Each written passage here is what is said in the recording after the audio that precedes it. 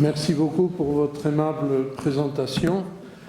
Je corrige un petit détail. J'ai été effectivement le leader scientifique de la mission Mars Express pendant une dizaine d'années, mais je ne le suis plus parce que j'ai voulu passer la main aux nouvelles générations et mon temps à l'ESA est limité. Mais à part ça, j'ai fait toute ma carrière sur Mars et de futures missions martiennes. Et je pensais vous parler au départ des découvertes scientifiques de la mission Mars Express, surtout que l'année dernière a eu lieu l'anniversaire des 10 ans du lancement de Mars Express en juin 2013. Et ça fait bien plus de 10 ans qu'elle est en orbite autour de Mars, mais j'ai voulu élargir un peu le sujet, donc je vais bien entendu vous parler des découvertes scientifiques, mais aussi d'autres missions qui sont en train d'être planifiées ou même développées à l'Agence spatiale européenne en ce qui concerne l'exploration de Mars, pour que vous ayez un panorama beaucoup plus complet de ce qui a été fait et de ce qui, j'espère, va être fait au cours de la prochaine décennie. Donc,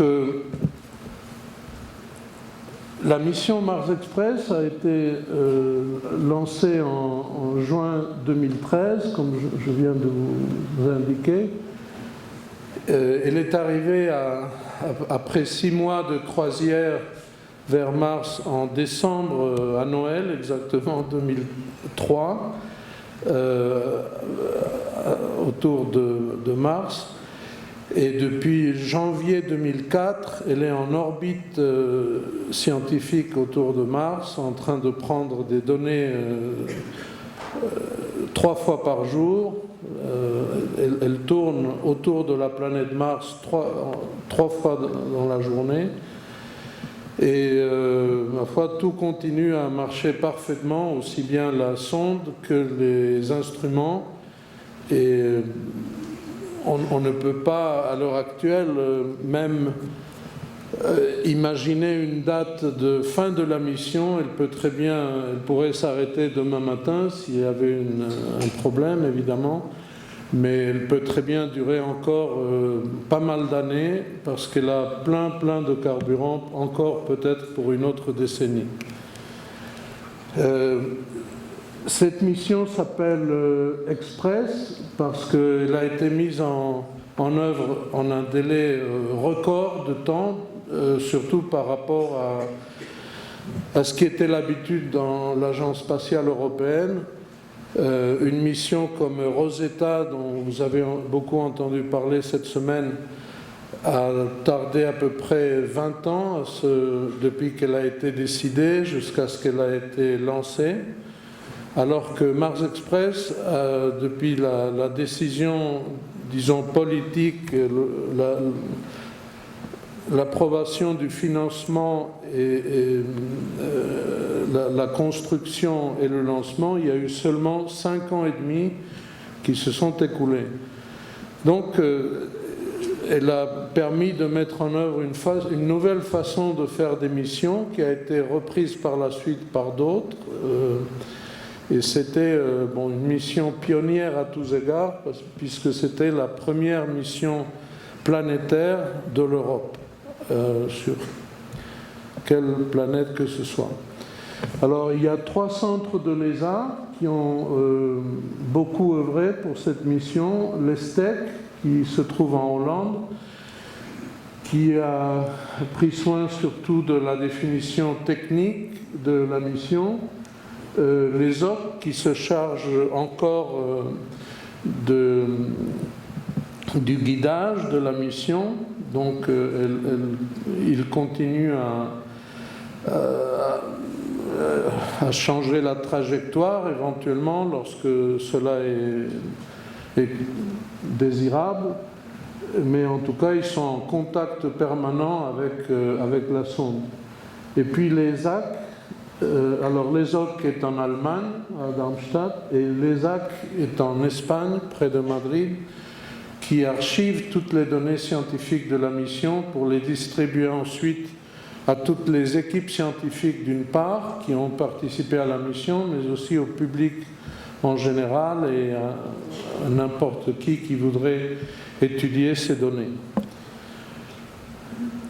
Alors, une des raisons pour lesquelles cette mission représente un très grand succès de l'Europe, c'est parce que l'éventail des domaines scientifiques abordés est très large.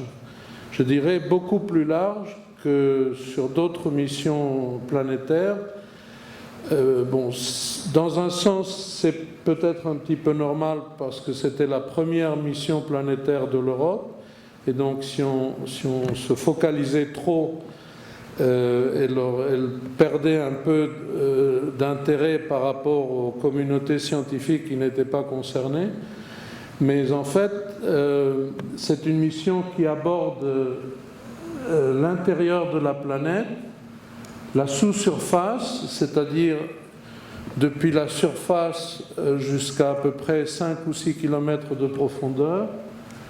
Alors la surface, en ce qui concerne la géologie, la minéralogie, la morphologie, l'atmosphère, quelle est sa composition, sa dynamique, le climat, et l'ionosphère, c'est-à-dire c'est l'atmosphère supérieure lorsqu'elle est beaucoup plus ténue et quelle est son interaction avec le vent solaire.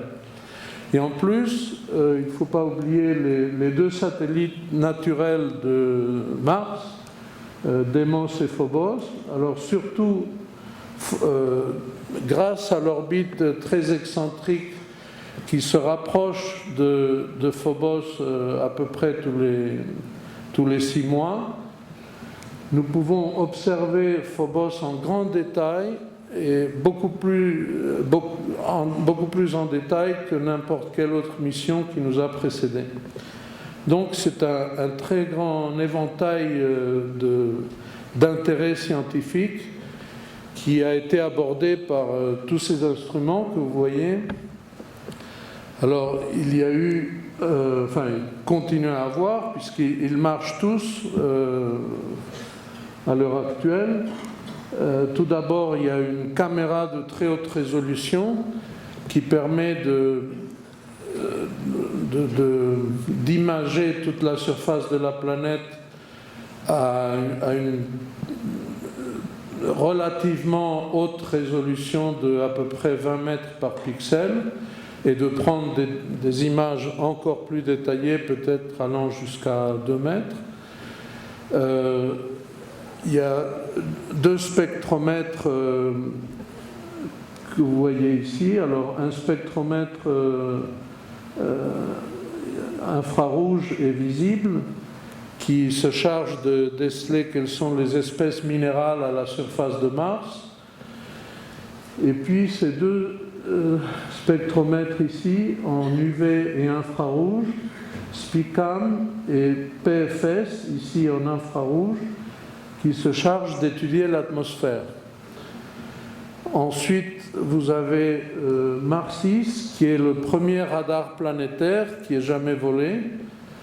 C'est un radar qui permet de faire des études de la sous-surface de Mars, c'est-à-dire, comme j'ai mentionné tout à l'heure, d'arriver à déceler des couches sous les glaces et la poussière jusqu'à peu près 5 ou 6 km de profondeur, ce qui nous a permis d'étudier les calottes polaires en grand détail.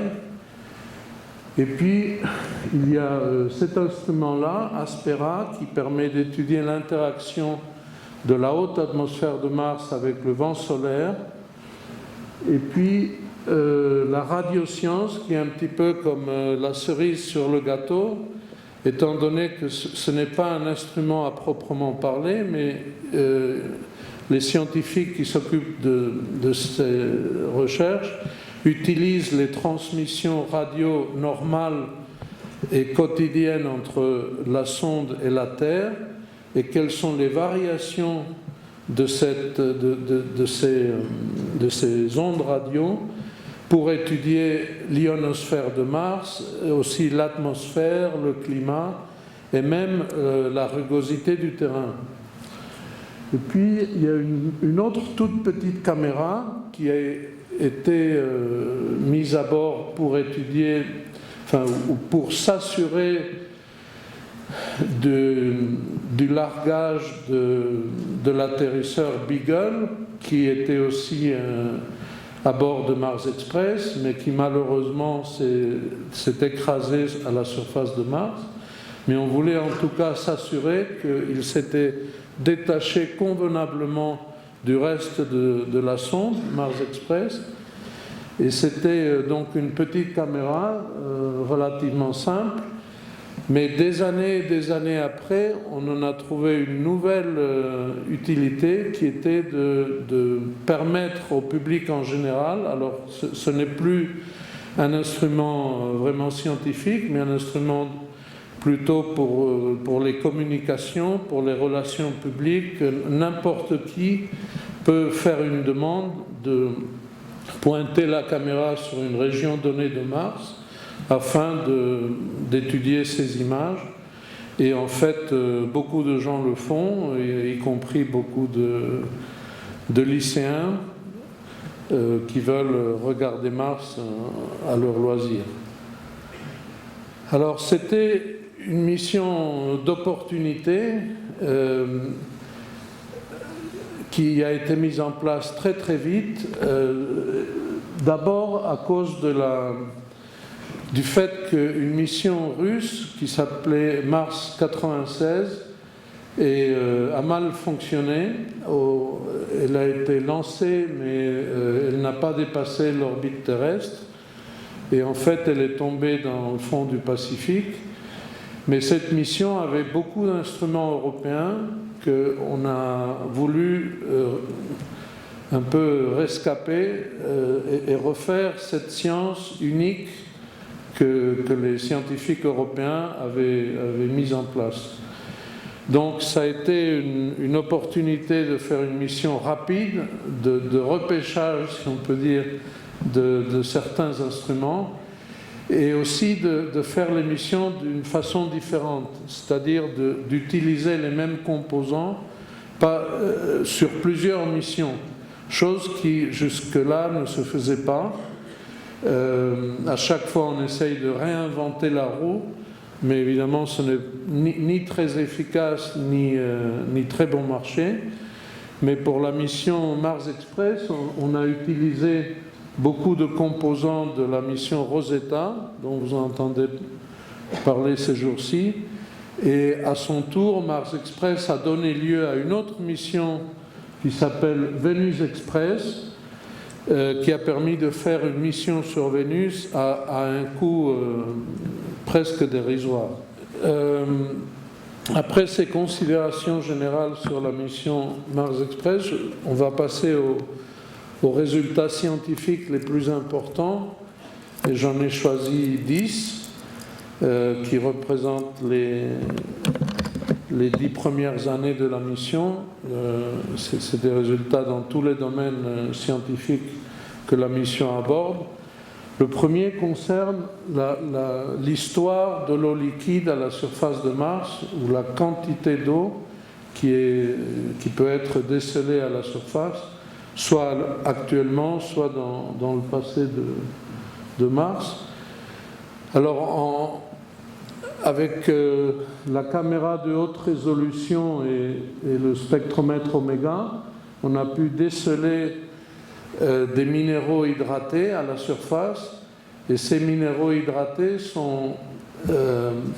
représentent un code, si vous voulez, pour établir quel était l'environnement de Mars à une époque donnée de son histoire. Alors, on a trouvé des argiles ici qui correspondent à une époque ancienne de l'histoire de Mars. C'est tout ce qui est en bleu ici, par exemple. Puis il y a d'autres endroits où on a trouvé des sulfates qui correspondent à des époques où il y avait beaucoup moins d'eau. Quand il y a des argiles à la surface, ça veut dire que l'eau est très abondante, qu'elle peut circuler à la surface sous forme liquide. Mais quand vous avez des sulfates, cette eau est beaucoup plus rare, due à l'évaporation.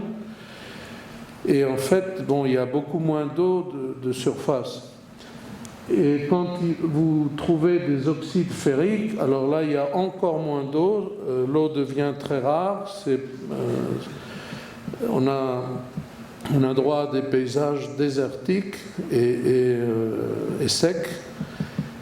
Donc, chacun de ces minéraux permet d'établir une chronologie à la surface de Mars depuis les temps anciens, après la formation de la planète, c'est-à-dire en commençant il y a 4 milliards et demi d'années, jusqu'à la période actuelle, à peu près ici. Donc, on a eu d'abord des argiles, ensuite des sulfates et ensuite des oxydes ferriques. Et ça, c'est très important pour étudier le climat de Mars et son histoire géologique, car avant Mars Express, on avait des idées assez contradictoires sur l'extension de l'eau à la surface. Mais Mars Express a permis d'établir qu'il y a eu des périodes où effectivement cette eau était très abondante, mais des périodes probablement très distantes dans le passé. Alors voici un peu plus de détails sur ces effleurements d'argile. Alors un autre sujet qui est une contribution très importante de Mars Express est l'existence de méthane dans l'atmosphère.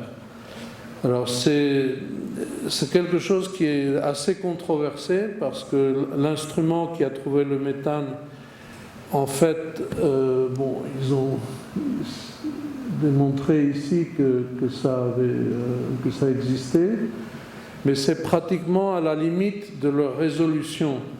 Donc il y a des gens qui ont dit « Ah, mais c'est pas sûr, etc. » Et étant donné que c'est extrêmement important pour les implications que ça peut avoir sur l'existence probable ou possible d'activités biologiques ou bien l'existence aussi possible d'activités volcaniques, que ce soit l'un ou l'autre, ça aura des implications énormes sur notre connaissance de la planète Mars. Et le fait qu'on n'ait pas pu vraiment avec Mars Express établir des certitudes scientifiques dans ce domaine a fait qu'on a mis en place une autre mission dont je vais vous parler par la suite. On a même trouvé des endroits ici où on pense que ça peut être... il peut avoir des sources de méthane, car ce méthane en fait varie le long de la journée. Il y en a davantage le matin que le soir, et aussi varie en fonction de la géographie de Mars. Il y en a davantage dans certaines régions du nord de la planète que partout ailleurs. Donc c'est très suspect.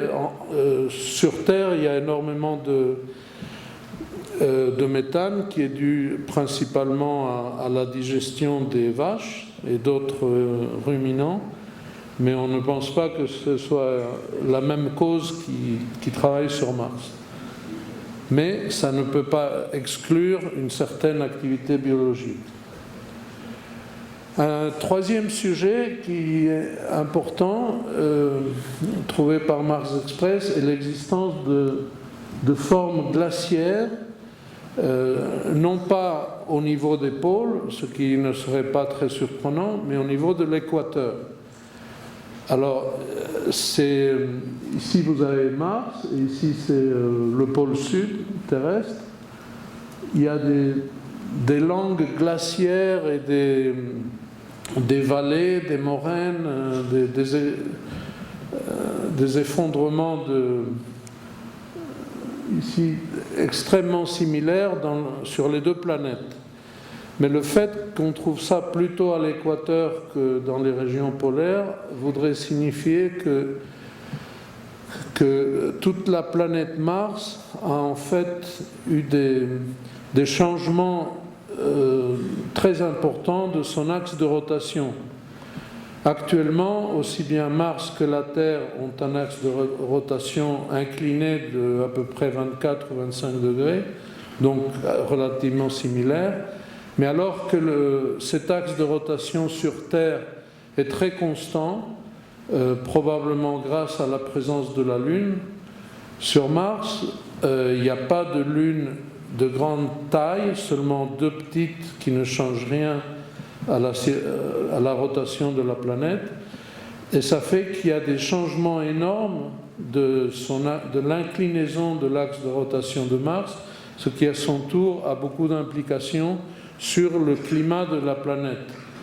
Donc c'est un climat qui varie énormément de périodes froides et d'autres beaucoup plus froides. Il fait toujours froid, mais il peut faire jusqu'à moins 200 degrés quand le climat est vraiment très froid. Donc quand la planète a été très très froide, il y a eu toutes ces morphologies de terrain glaciaire à l'équateur même. Alors, en ce qui concerne la sous-surface, voici des images des différentes couches de glace et de poussière, ici jusqu'à 3,7 km. Donc vous voyez qu'on arrive à voir énormément de détails avec un radar planétaire qui a volé pour la première fois. Par la suite, il y a eu d'autres missions américaines en particulier qui ont fait voler d'autres radars, ce qui a permis d'obtenir une image complémentaire de la sous-surface de Mars. Mais ceci a été une découverte assez importante qui contribue aussi sur notre connaissance du climat de Mars et des périodes d'inclinaison de son axe de rotation. Alors voici un peu plus de détails sur l'épaisseur de ces différents dépôts de glace et de poussière. Vous voyez que les terrains en rouge ici sont les plus épais, et ceux qui sont ici en bleu sont les moins épais sur la calotte polaire sud. Alors, une autre de ces découvertes importantes de la mission concerne l'activité volcanique de la planète. Jusqu'à il y a une bonne dizaine d'années, on pensait que Mars était une planète un peu morte, comme la Lune actuellement, c'est-à-dire sans activité volcanique. Depuis très longtemps, on l'estimait il y a à peu près 600 millions d'années.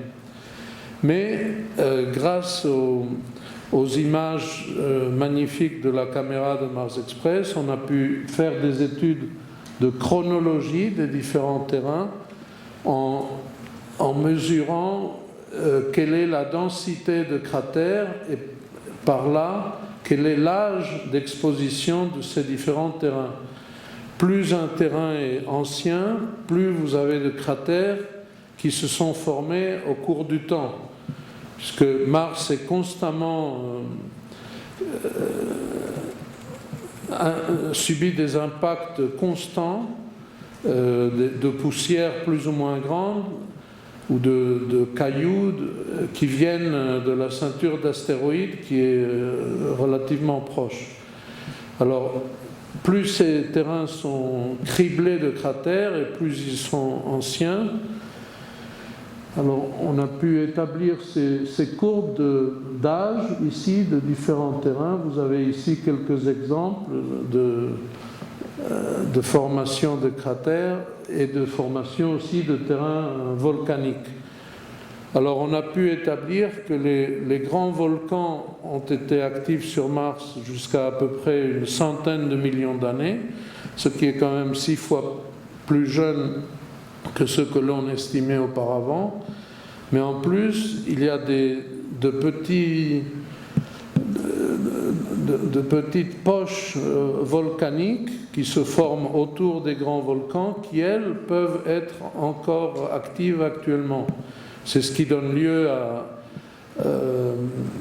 à des épanchements thermaux, à des fumerolles, comme sur Terre, par exemple, sur les flancs du Vésuve, en Italie ou en Sicile, sur les flancs de l'Etna. Vous avez des effluves de gaz qui donnent lieu à des minéraux, des sources thermales, etc. Et ça peut être encore actif sur Mars. Donc l'activité volcanique est beaucoup plus jeune que tout ce qu'on pensait auparavant. Et ça, c'est grâce à Mars Express. Voici un exemple d'un volcan relativement petit, Tarsis Tolus, et vous voyez qu'il y a extrêmement peu de cratères. Il n'y a que ça et encore beaucoup plus petit. Mais l'ensemble de la surface est très jeune, ce qui démontrerait que l'activité volcanique à grande échelle ne s'est pas manifestée lors des derniers 100 millions d'années, mais à petite échelle peut être encore active à la surface. Alors ceci a des implications géologiques, bien sûr, mais aussi éventuellement sur la possibilité d'une activité biologique. Disons que ce genre de données ne ferme pas la porte à une activité biologique à la surface de Mars, mais au contraire la maintient ouverte un peu plus. Alors un autre domaine qui a été étudié par Mars Express, c'est celui de l'interaction, comme vous voyez ici, de la haute atmosphère de Mars avec le vent solaire. Et on a pu établir quels sont les différents ions qui s'échappent actuellement continuellement de Mars, de sa haute atmosphère, surtout de l'hydrogène et du dioxyde de carbone. Alors cette atmosphère est très ténue. À la surface de Mars, il y a une pression atmosphérique de à peu près 5-7 millibars.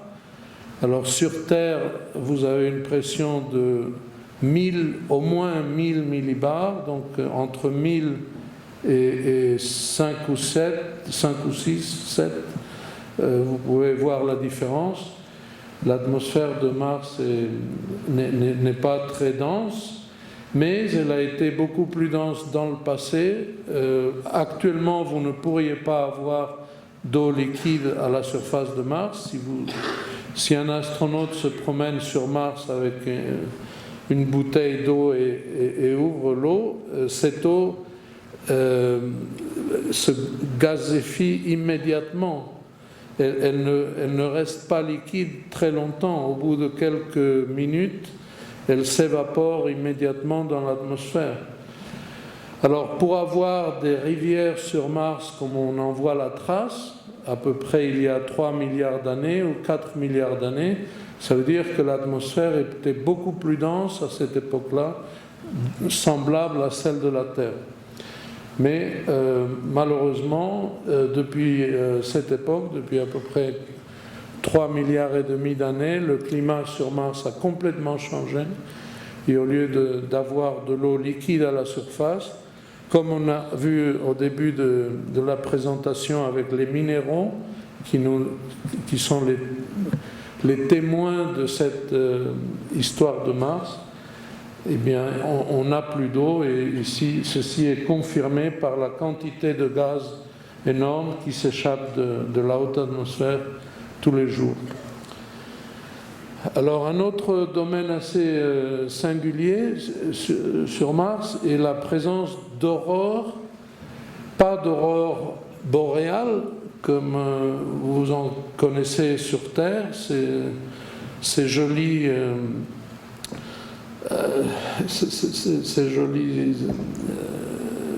vert, rouge, enfin vert, bleu, surtout jaune, qui ont lieu en été sur les pôles terrestres. Sur Mars, vous avez des aurores à des endroits d'une latitude moyenne, c'est-à-dire à peu près par ici, qui correspondent à un phénomène tout à fait différent. Sur Terre, ces aurores correspondent à l'interaction entre la haute atmosphère terrestre et le vent solaire qui crée un champ magnétique qui peut être visualisé par ces jolies lumières verdâtres.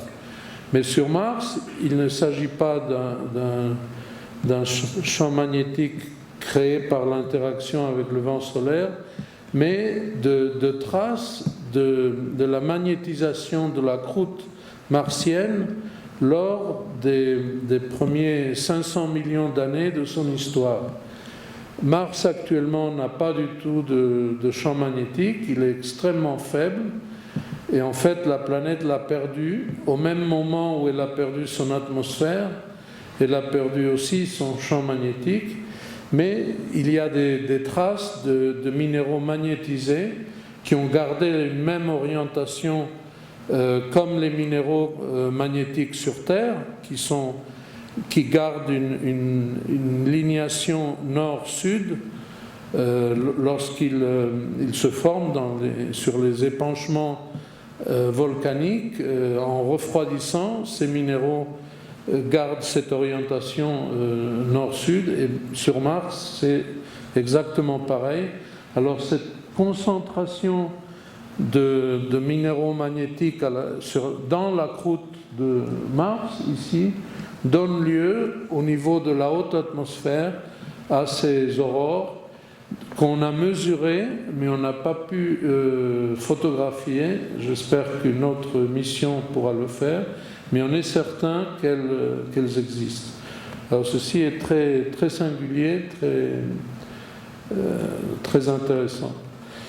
Aussi bien un autre domaine que Mars Express a étudié est l'existence d'une couche au niveau de l'ionosphère assez particulière qui est due aux nombreux impacts de météorites que subit le bombardement constant que subit la planète de poussière de toutes les échelles, mais surtout de petite taille, qui, en arrivant sur la surface, sur la haute atmosphère de Mars, en traversant cette atmosphère à grande vitesse, brûle. C'est ce qui donne lieu à ces traces qu'on voit ici. Et toute cette ionisation donne lieu à une couche qui ne reste pas très longtemps. Au bout de quelques 3 ou 4 jours, elle disparaît. Mais étant donné le grand nombre de particules de météores qui arrivent sur Mars, c'est une couche qui est presque constamment en train d'être formée et détruite au fur et à mesure de ces impacts météoritiques. Alors, en plus de Mars, on a étudié aussi Phobos, le plus grand des 2 satellites naturels de Mars, et surtout sa gravité et sa forme, qui étaient très mal connues auparavant. Alors ça, c'est un grand apport de la mission.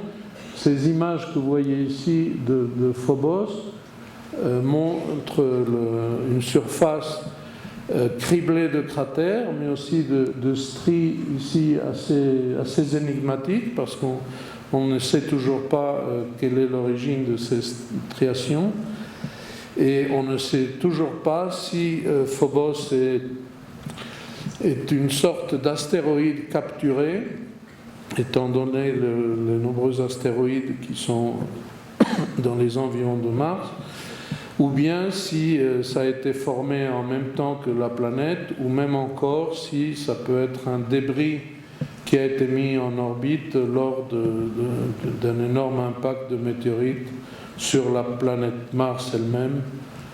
Enfin, ces trois théories se bagarrent un peu les unes contre les autres, mais les scientifiques penchent peut-être plus sur la capture, je pense. Mais tout ça est en train d'être étudié en grand détail grâce à Mars Express. Et le dixième sujet d'importance de Mars Express a été le fait de trouver des nuages à très haute altitude qu'on n'avait pas vus auparavant. Sur Mars, il y a deux sortes de nuages. Il y a des nuages bleuâtres qui indiquent la présence de vapeur d'eau et des nuages jaunâtres qui indiquent la présence de dioxyde de carbone. Alors c'est surtout les nuages jaunâtres peuvent se balader à très grande altitude, à peu près une centaine de kilomètres, et ils n'étaient pas connus auparavant, et voici les résultats. Alors, Mars Express est une mission qui a permis à la communauté scientifique en Europe, mais aussi dans le monde entier, d'approfondir notre connaissance de la planète. Il y a eu énormément de publications scientifiques qui ont été soumises au cours de cette décennie. Probablement on doit être à 800 maintenant. Pour l'anniversaire de la mission, on en était à 650, ainsi que beaucoup d'articles dans des revues spécialisées, scientifiques ou pour le public en général. Donc c'est une mission qui a donné énormément de science. En ce qui concerne les opérations scientifiques, tous les jours, comme je vous ai indiqué, la sonde fournit des données dans tous les domaines par la plupart des instruments.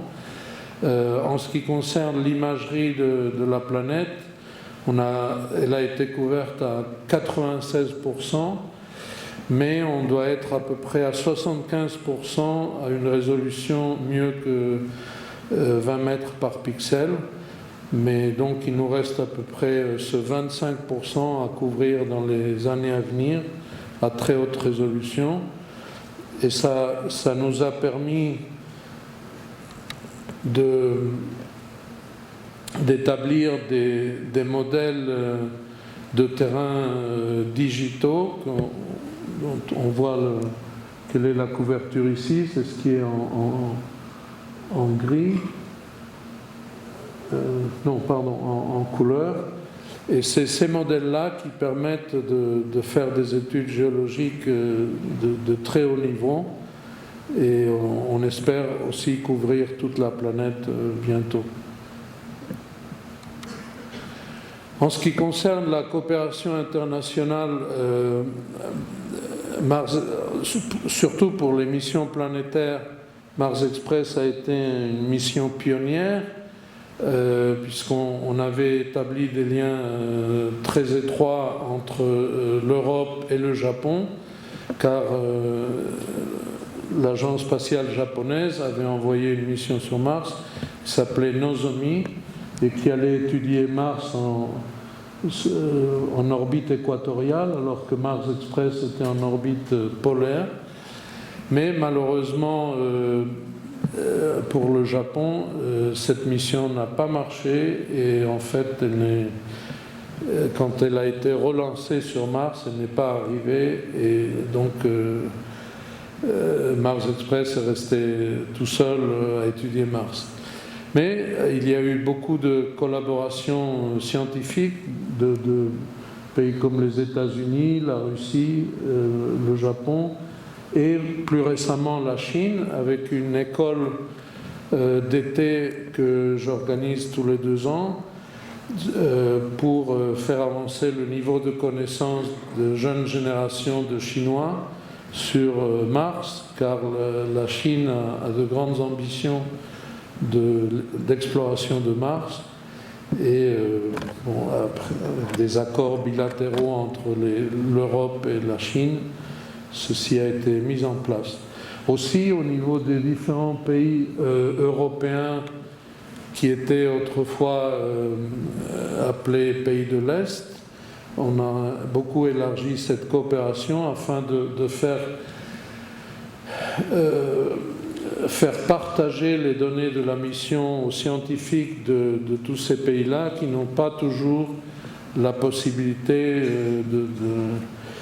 de voyager facilement ou d'utiliser ces données. Voici quelques visages de scientifiques qui ont participé à la mission et qui continuent à le faire. Certains ont déjà pris leur retraite, d'autres pas.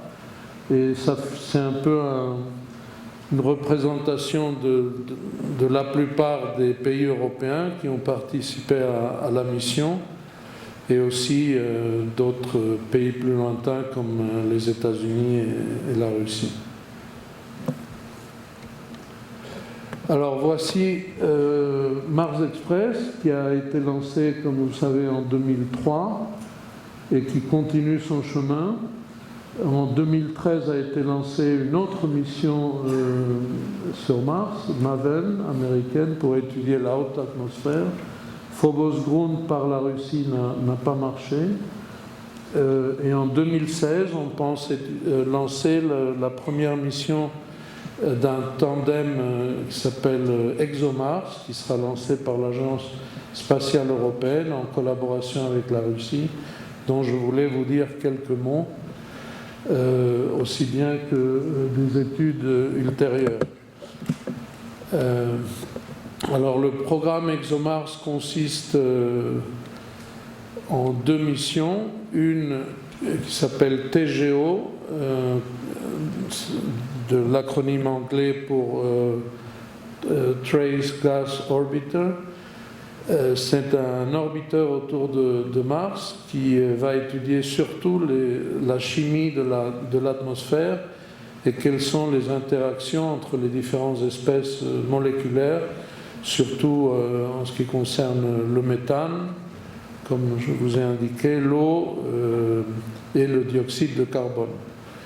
Cette mission qui va être lancée en 2016, voici les instruments. Malheureusement, je ne peux pas vous donner plus de détails à cause du temps. Il y aura aussi un démonstrateur d'entrée dans l'atmosphère qui permettra à l'Europe d'acquérir toute une série de technologies afin de maîtriser la descente dans l'atmosphère martienne pour de futures missions. Et en 2018, le rover ainsi que le démonstrateur représentent un énorme effort pour l'Europe en ce qui concerne l'exploration de Mars, et on espère que tout ça va bien marcher.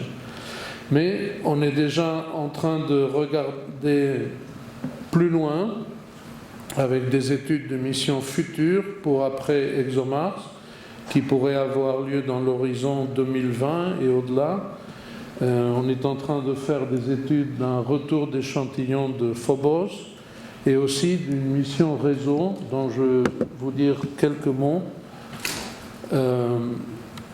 C'est une mission de réseau scientifique à la surface de Mars.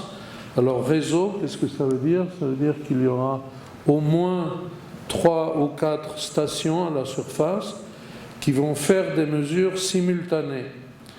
Il y a certains domaines scientifiques pour lesquels une station ne suffit pas, et vous avez besoin de ces mesures, de ces données en temps identique.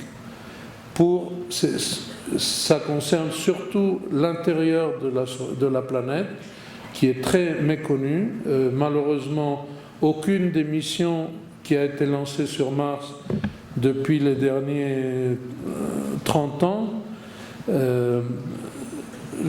la mission américaine Viking était arrivée sur Mars, la première, en 1976.